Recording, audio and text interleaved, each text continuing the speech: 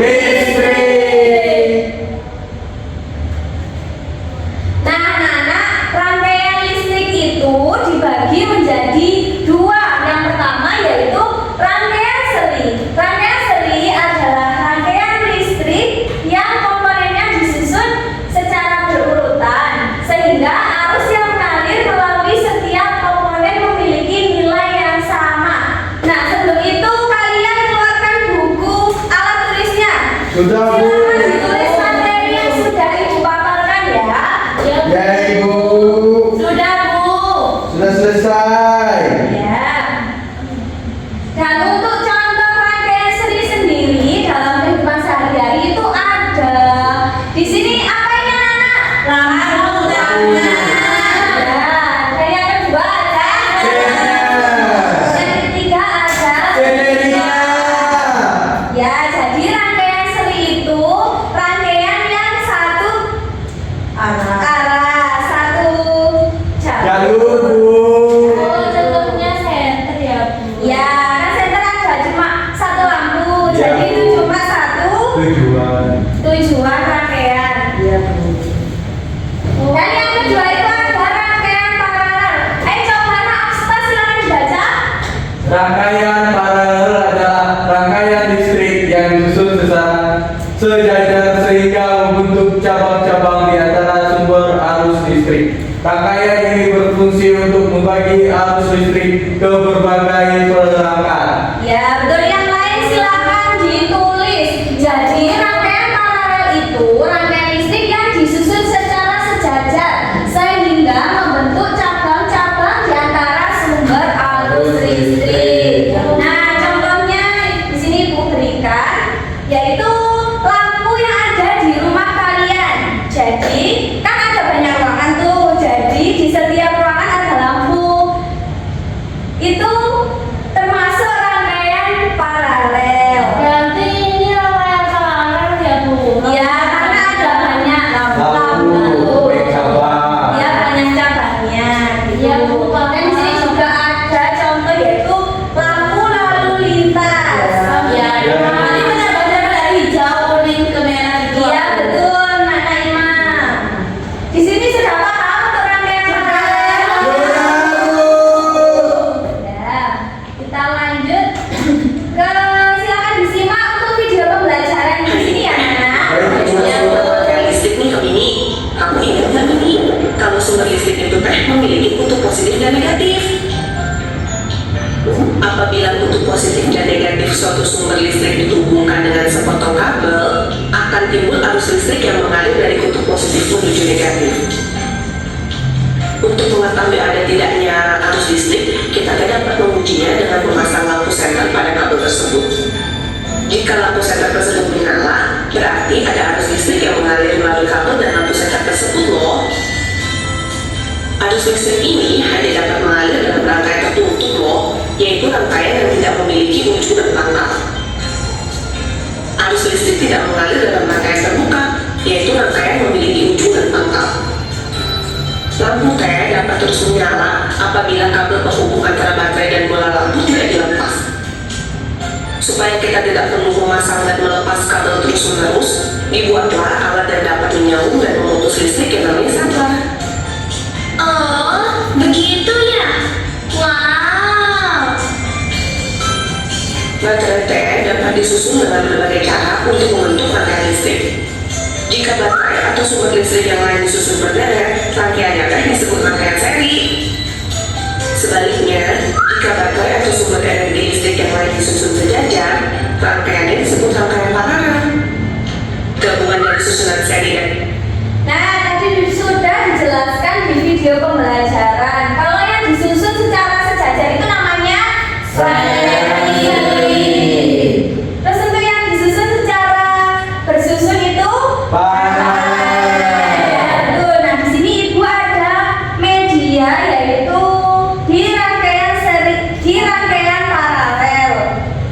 Nah, coba satu anak maju ke depan untuk membantu Ibu menyalakan lampu yang ada di media ini. Saya, Bu. Ya, silakan Anak Ima.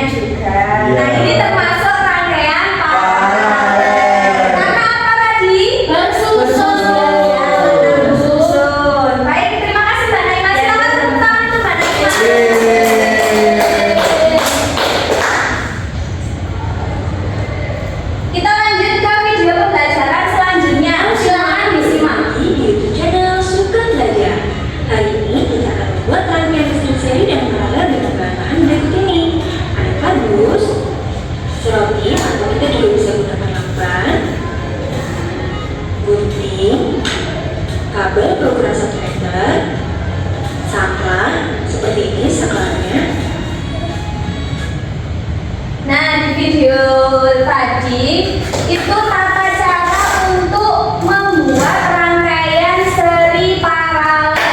Nah, ya jadi ibu sudah membuatnya. Ya ini seperti ini untuk rangkaian paralel. Sekarang ibu minta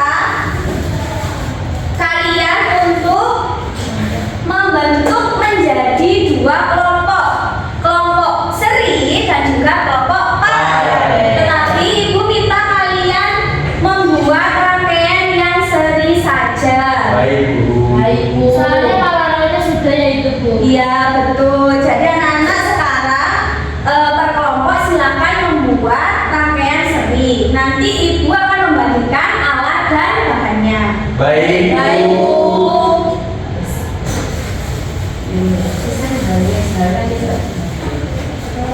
Terima kasih Bu. Terima kasih Bu.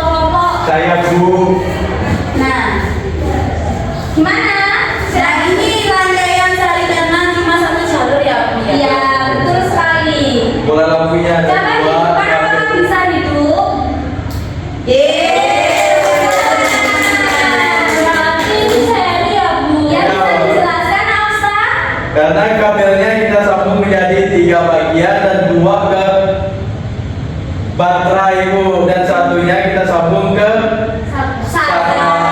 jadi dia bisa hidup ya. Satunya itu yang dibentuk apa? Yang positif atau negatif? Positif negatif. Positif sama negatif saling bertemu ya. Kalau positif sama positif bisa tidak hidup. Oh, berarti bertolak belakang ya? Iya. Asal dorong-dorong itu.